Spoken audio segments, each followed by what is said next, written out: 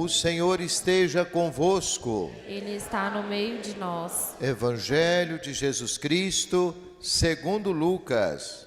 Glória a vós, Senhor. Os pais de Jesus iam todos os anos a Jerusalém para a festa da Páscoa. Quando ele completou 12 anos, subiram para a festa, como de costume. Passados os dias da Páscoa, começaram a viagem de volta. Mas o menino Jesus ficou em Jerusalém, sem que seus pais o notassem. Pensando que ele estivesse na caravana, caminharam um dia inteiro. Depois começaram a procurá-lo entre os parentes e conhecidos. Não o tendo encontrado, voltaram para Jerusalém à sua procura. 3 dias depois, o encontraram no templo. Estava sentado no meio dos mestres, escutando e fazendo perguntas. Todos os que ouviam o menino estavam maravilhados com a sua inteligência e suas respostas. Ao vê-lo, seus pais ficaram muito admirados e sua mãe lhe disse: Meu filho, por que agiste assim conosco? Olha que teu pai e eu estávamos angustiados à tua procura. Jesus respondeu: Por que me procuráveis? Não sabeis que devo estar na casa do meu pai? Eles, porém, não compreenderam as palavras que lhes dissera. Jesus desceu então com seus pais para Nazaré e era-lhes obediente. Sua mãe, porém, conservava no coração todas essas coisas. E Jesus crescia em sabedoria, estatura e graça diante de Deus e dos homens. Palavra da salvação. Glória a vós, Senhor. Meus irmãos e minhas irmãs, prezado ouvinte, hoje nós celebramos a Sagrada Família, uma liturgia que toca todos nós, porque todos nós temos uma família. Graças a Deus temos uma família. Com dificuldade ou não, com problema ou não, todo mundo tem uma família. E todo mundo também tem suas dificuldades. Se eu pedisse aqui para levantar a mão quem não tem nenhum problema na família, é capaz que ninguém ia dar conta de levantar a mão, certo? Todos nós temos algumas dificuldades na família. Isso é doença, dificuldade com o filho, com o pai, não é verdade? Então hoje é dia de nós rezarmos pela família e refletir sobre a família. A primeira leitura é muito bonita e valeria a pena a gente retomar algumas coisas. Que diz o seguinte: Deus honra o pai nos filhos. E depois diz o seguinte: quem honra o seu pai terá alegria com os próprios filhos, e no dia que orar será atendido. Eu confesso para vocês que essa leitura me guiou muito num período da minha vida.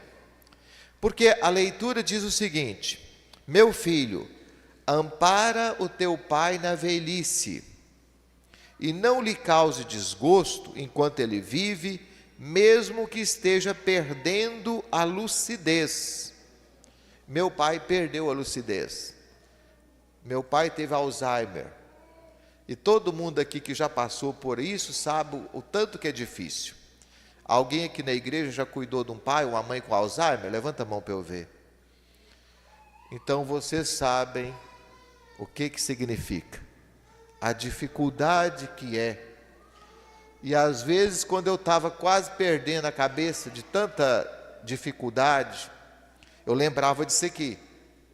Meu filho, cuida do seu pai, mesmo que ele estiver perdendo a lucidez. E aí, uma outra coisa muito bonita que nós devíamos de pensar, que está na primeira leitura, que diz o seguinte: a caridade com o pai não será esquecida e servirá para reparar os teus pecados. E toda vez que eu ficava nervoso com meu pai, eu pensava, não, eu estou pagando meus pecados. A palavra de Deus fala isso. Quem tem amor aos pais, tem os pecados perdoados. Está aqui. A caridade feita ao pai não será esquecida e servirá para reparar os seus pecados. Eu tenho uma casa que tinha uma varanda, e o padre Jair, que vocês conhecem, trabalhou aqui, quero mandar um abraço para ele, se ele estiver acompanhando essa missa. O padre Jair foi me visitar e começou a rezar o terço, andando ao redor da casa, na varanda. E eu sentado com meu pai, e toda hora meu pai perguntava, que homem é esse que está aí? Aí no próxima volta, você viu que tem um homem estranho aí? Voltava de novo, mas tem um homem estranho aqui. O Jair, pelo amor de Deus, reza esse terço sentado. Eu já não aguento mais apresentar você para o meu pai. 5 minutos a pessoa esquece. É uma tristeza, gente. Pessoa que está perdendo a memória é uma tristeza. Esquece tudo, né? E às vezes também vai comer, engasga, é uma tristeza, muito difícil. Então, quem estiver me ouvindo e quem estiver aqui, tiver um pai e uma mãe assim, tenha paciência. Isso vai servir para perdoar seus pecados. Isso vai ajudar a você mesmo. E nós precisamos de rezar e ajudar, porque às vezes a família não ajuda. Um escorrega, o outro escorrega, fala que não pode, e às vezes fica só um ou dois cuidando do pai ou da mãe. Nessas horas, a gente precisa estar unido. Vocês estão aí com o filhinho no braço, vocês vão batizar. Um pai, uma mãe, tem tanta dificuldade com o filho, até ele crescer, e às vezes depois, no final da vida, o pai adoece, a mãe adoece, quase não tem ninguém para ajudar a olhar ele. Isso acontece mais do que a gente imagina e gostaria. Então fica aí um pouquinho da nossa reflexão sobre a primeira leitura. No Evangelho, mais do que falar de um episódio familiar, ou mostrar que o menino Jesus era um gênio, nós temos que entender que o Evangelho fala de outras coisas mais profundas, que é o messianismo de Jesus. Os pais de Jesus iam todos os anos para Jerusalém, como muitos do nosso povo, que costuma vir para a cidade na Semana Santa, para participar das festas da igreja. Naquele tempo também eles iam, porque os pais de Jesus viviam a sua fé, eram pessoas piedosas, e às vezes passava a semana toda participando da Páscoa em Jerusalém. Jesus estava com 12 anos. Isso aqui não é um detalhe. O judeu, naquele tempo, com 12 anos, era considerado adulto. 12 anos. Hoje são 13 anos. Tem uma cerimônia bonita, chama Bar Mitzvah, que eles colocam o manto no menino, ele vai ler a Torá, a palavra de Deus, em hebraico, e aí ele é considerado adulto. Então Jesus está com 12 anos, então é considerado já adulto. E acontece que na volta o menino ficou para trás. O menino ficou para trás. Um pensou que ele estava na caravana, estava com o outro, andaram o dia inteiro, depois começaram a procurá-lo entre os parentes e conhecidos. Por que será que Jesus ficou para trás? Será que ele se perdeu? Não, meus irmãos. Ele agora que está encontrando o caminho. Ele não ficou em qualquer lugar, ele ficou no templo, na casa do Pai. Então, quem está perdido são os outros. Ele não está perdido. Ele é o caminho. Então, os outros é que estão perdidos. Ele ficou na casa do Pai. Lembra que já está com 12 anos. ele já entende as Escrituras. E 3 dias depois, esses 3 dias é interessante porque os 3 dias também que ele ficou na sepultura. 3 dias que ele ficou ausente, aparentemente ausente. 3 dias depois, ele foi encontrado no templo. E aqui ele não estava brincando, ele não estava fazendo joguinho de internet. 2000 anos atrás já tinha internet, certo? Lá no templo de Jerusalém tinha Wi-Fi. Então ele não estava brincando, não. Ele estava sentado. O mestre ensina sentado, né? Ele ensina sentado. Ele estava sentado entre os mestres, no meio dos mestres, e estava escutando e fazendo perguntas.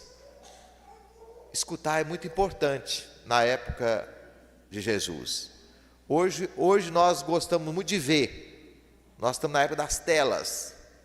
Então é televisão, visão. Nós estamos muito na época de ver. Mas no tempo de Jesus era escutar. O primeiro mandamento da lei de Deus fala: escuta, Israel. Escuta, Shema Israel. Escuta, Israel. Deus vai falar. Então hoje nós realçamos muita visão, mas Jesus estava escutando e fazendo perguntas, debatendo a religião. E aqui já vai começar uma grande encrenca, porque ele já vai questionar muitas coisas daquela religião antiga, que já não fazia mais sentido para a vida do povo. E o Evangelho diz que todos que ouviam ficavam maravilhados com a inteligência de suas respostas. Aqui Jesus está tomando consciência de que ele não é apenas o filho de José e Maria. Tanto é que ele vai falar: por que vocês me procuravam? Eu estou na casa do meu pai. E o Evangelho fala que Maria não entendeu, e José também não entendeu. E se nós estivéssemos lá, nós também não entenderíamos. Porque aos poucos ele vai tomando consciência da missão que o pai reservou para ele. E por isso ele diz: eu estou na casa do meu pai. E eles ficavam maravilhados, impactados com as perguntas e as respostas de Jesus. Ele vai começar a questionar muita coisa daquela lei que às vezes cometia muita injustiça. Lembra lá no dia da mulher adúltera, que estava todo mundo com pedra na mão para julgar na mulher? A lei permitia. A lei permitia. E Jesus fala: quem não tiver pecado nenhum, faça o favor de julgar a primeira pedra. Aí Jesus desmontou aquela turma. Quer dizer, com a sua sabedoria, com a inspiração divina, ele vai questionar muita coisa da lei antiga. Percebe? Maria e José diz para ele: Maria, meu filho, por que agiu assim conosco? Nós estávamos angustiados à sua procura. Eu acho isso bonito. Qual mãe não fica angustiada quando perde o filho? Mãe é diferente de pai. Mãe consegue prestar atenção em 5 coisas ao mesmo tempo. O pai é só uma coisa assim, ó. A mãe está conversando com você aqui, o filho dela está lá. Daqui ela dá um pulo e vai lá e tira o menino na frente da roda do caminhão. Ela vê tudo. Isso é um mistério que as mães têm, viu? Mãe, ela consegue prestar atenção em 5 coisas ao mesmo tempo. Você acha que ela não está prestando atenção no menino? Ela está aqui conversando com você, o menino está lá. Ela está conseguindo ver o menino. Então Maria perdeu o menino. Olha a angústia que é, não é? Os grandes santos da igreja, eu estou falando dos grandes santos, Teresa de Calcutá, por exemplo, São Vicente de Paulo, tiveram momentos de escuridão. Deus estava perto, mas eles não conseguiam ver. E era um motivo de muito sofrimento para eles, muita dor. Porque quando a gente está muito perto da luz, a gente fica cego. Se você olhar para o sol, você fica cego. Você perde a visão. Às vezes, quando a pessoa está muito perto de Deus também, ele fica meio cego. Então, você já teve essa sensação que está longe de Deus, que Deus perdeu Deus de vista, que Deus não está com você? Você já teve essa sensação angustiante de que está sem Deus? Eu acho que foi um pouco que passaram os pais de Jesus, perderam o menino, não é? O Salmo diz: a minha alma tem sede de Deus, pelo Deus vivo eu anseio com ardor. Quando irei ver a face de Deus? É maravilhoso. Toda a nossa sede, a nossa angústia é perder Deus de vista. Mas Jesus então questiona: eu estou na casa do meu Pai. E o Evangelho fala que eles não compreenderam, não tinham condições de compreender ainda. Não tinham condição de compreender que aquele menino bonitinho, das faces rosadas, que acabou de fazer 12 anos, era filho de Deus. Maria foi juntando as peças aos poucos. O Evangelho fala que ela conservava no coração todas essas coisas. Aos poucos ela vai amarrando essas linhas soltas para compreender que aquele menino é o Filho de Deus. E o Evangelho fala que Jesus acompanhou eles para Nazaré e crescia em sabedoria, estatura e graça. No silêncio da família de Nazaré, Jesus vai aprender a ser quem ele foi. Com José, com Maria, na convivência familiar, ele vai aprender a ser essa criatura maravilhosa que ele foi. Meus irmãos e minhas irmãs, a nossa família se parece com a família de Nazaré? Na nossa família tem respeito, tem diálogo, tem perdão, tem colaboração, tem oração. Lá na sua família tem Deus. Vocês vão batizar as crianças hoje. O maior presente que vocês vão dar para essas crianças é a fé. Porque você pode dar para ela um caminhão de dinheiro. Se ela não tiver juízo, ela perde tudo em 2 meses, ou menos. Mas se você planta a fé no coração dessas crianças, ninguém vai tirar. E elas nunca vão se sentirem desamparadas. Porque quem tem fé sabe que Deus está do seu lado. Venha, faça chuva ou faça sol. Que Deus nos abençoe.